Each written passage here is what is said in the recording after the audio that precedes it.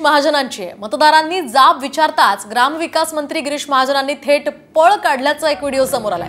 विधान परिषदेचे विरोधी पक्षनेते अमरदास दानवेंनी हा व्हिडिओ शेअर केलाय। तर जळगावातील जामनेरच्या लिहा तांडा गावामध्ये गिरीश महाजन आले होते।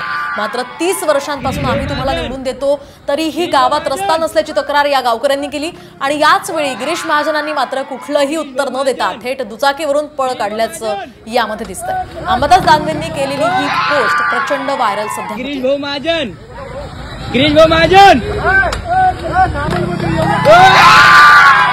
गिरीश भाऊ महाजन, गिरीश भाऊ महाजन। आता बातमी कांदा उत्पादक शेतकऱ्यांसाठी महत्त्वाची आहे। केंद्र सरकारने कांदा उत्पादक शेतकऱ्यांना दिलासा दिलाय। केंद्र सरकारने आता कांद्यावरील निर्यात मूल्य हटवलंय।